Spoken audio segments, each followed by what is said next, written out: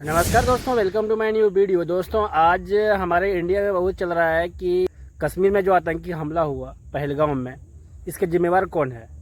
हमारे भारत सरकार के अंदर जो बीजेपी की सरकार जो बैठे हुए हैं, उनके ऊपर सवाल उठा रहे हैं विपक्ष, कांग्रेसी उठा रहे हैं, अन्य पार्टी के नेता सवाल उठा रहे हैं कि वहाँ की जो आर्म फोर्सेस है, वहाँ के जो BSF के जवान थे और कई जवान, तो उन्होंने बॉर्डर पे थोड़ी सी मिस्टेक होने की वजह से ये आतंकी अंदर प्रवेश कर गए, भारत में प्रवेश कर।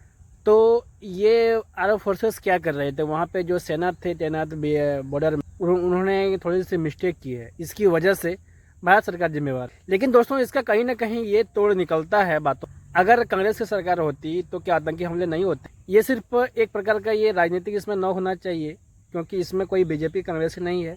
ये आतंकी हमला हुआ है, सबको एक साथ सपोर्ट होनी चाहिए।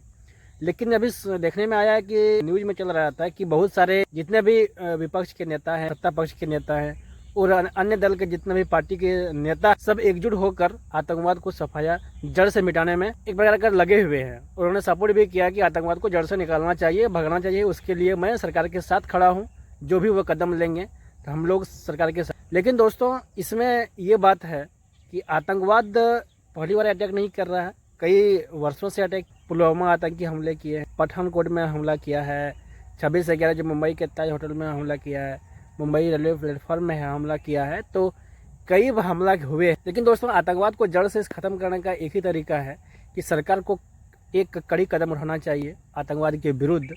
और आतंकवाद को जो पनाह देते हैं, जो भारत के स्थानीय लोग हैं, हो सकता है कश्मीर के स्थानीय लोग हैं या भारत के कोई भी अन्य आतंकवादी गतिविधियों से कोई जुड़े हुए लोग, थोड़ी सी अगर शक मिलता है तो उसके ऊपर कड़ी कार्रवाई करनी चाहिए, उसके ऊपर देशद्रोह का मुकदमा दर्ज करना चाहिए। क्योंकि आतंकवादी को पनाह देने के और आतंकवाद दोनों बराबर होते हैं। क्योंकि आप कहीं ना कहीं आतंकवाद से मिले हुए हैं, आपकी जो मंशा है वह देश को बर्बाद करने के मंशा पे है, इसलिए आतंकवाद को पनाह दे रहे हैं।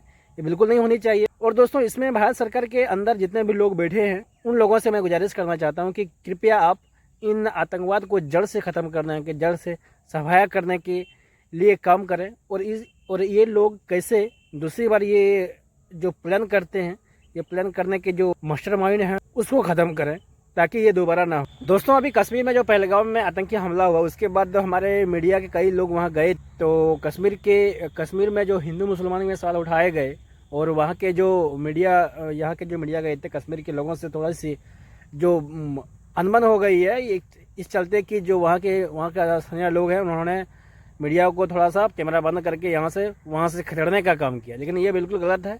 हमारे मीडिया कहीं भी जा रहे हैं तो उसको सही से कवरेज करने दें और रिपोर्टिंग करने दें, ताकि उनको भी हमारे देश के अंदर सहज महसूस हो, उनको कंफर्ट फील हो लगे। लेकिन ये गलत बात है कि सुनने में आया कि हमारे इंडिया के जो पत्रकार हैं वो कश्मीर में गए थे रिपोर्टिंग करने, तो कश्मीरियों ने वहाँ से खदेड़ दिया है। ये बहुत गलत बात है, क्योंकि हमारे स्वतंत्र भारत में कभी भी ये पत्रकार को टारगेट न करें। पत्रकार की स्वतंत्रता है, आज़ादी है, वो कभी भी रिपोर्टिंग कर सकते हैं, वो सच दिखाते हैं। लेकिन दोस्तों, आतंकवादी हमले के कारण जो जिस परिवार के सदस्य खोए हैं, उस परिवार के सदस्य की मेरी गहरी संवेदनाएं हैं और उनकी आत्मा को शांति दे। तो उस परिवार के सदस्य सभी को उस दुख की घड़ी से बाहर निकलने की ताकत दे और दुख सहने की ताकत दे। थैंक यू दोस्तों, मिलते हैं अगले वीडियो में। जय हिंद।